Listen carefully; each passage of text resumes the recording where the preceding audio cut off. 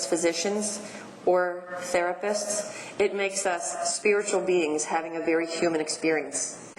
And it was that day when I said, you know what, I may not be able to cure every woman that comes to me with breast cancer, but I can certainly make her process better as she goes there. And there's not a day that goes by that I don't think about Dawn, because it was really that, lack of a better term, that aha moment where some people could have turned away and said, you know what, this is too painful, I can't deal with this stuff. At her funeral, it was April 7th, it started to snow in April as we were laying her to rest. And that was the day I promised her that I was going to make a difference in how we provide care to patients, because she made a difference in my life and our purpose. Now, I'm fortunate because I can bring my passion and purpose together, because I get to be a really good breast cancer surgeon. And I had a patient the other day say to me, you're really nice, and I think you get this, but can you operate?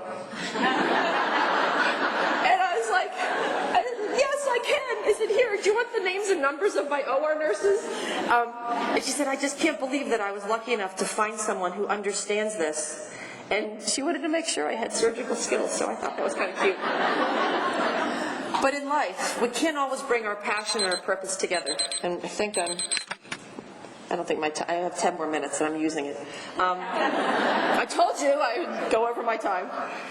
In life, if you can create passion and purpose in your day job, it's a wonderful thing, because you get paid to do what you love.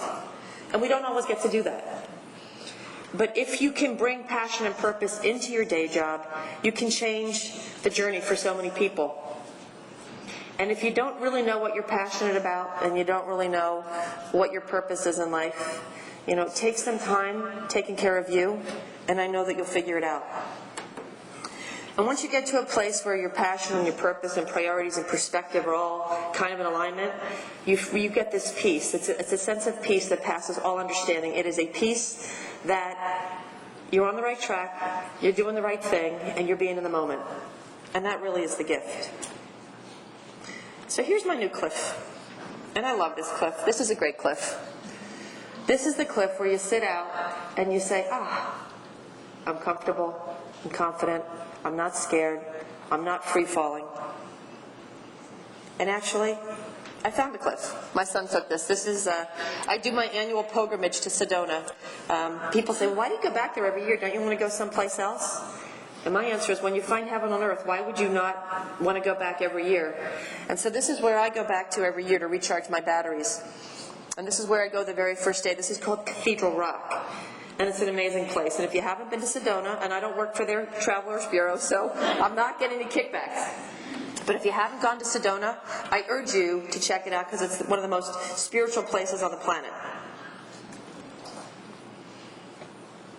And if you forget that it is your journey in life that brings you happiness, it's not about a destination. It's the journey. It's the experiences. It's the experience of going to Disney. It's not just getting there. It's the experience of seeing the smiles on your kids' faces. That's what's important in life. It's the journey. And that's what brings us happiness. So, my challenge is to have you go back to work this week and be a trailblazer. Look at the environment where you're treating your patients. What does the room look like? Can you make it more palatable for your patients? Can you make it a nicer experience? Can you have a cup of tea in your waiting room waiting for your patients to bring them and calm them down? Can your robes be more comfortable as you bring them back for treatment? Can you create an experience for your patients so that at the end they don't say, I felt like I was locked in a high school gym locker to get my radiation and leave? Because making your treatment process for them the best it can be, it does good things for you too, because it makes you feel warm in your heart as well. So be a trailblazer. And this is my spot. And so my final words to you: it's not the number of breaths that you take in life that matter. It's the number of moments in life that take your breath away. And find those places that take your breath away and bring you to a sense of peace, and then bring that back into what you do every day at work. And you will see your patients responding in ways you can never even imagine. Thank you.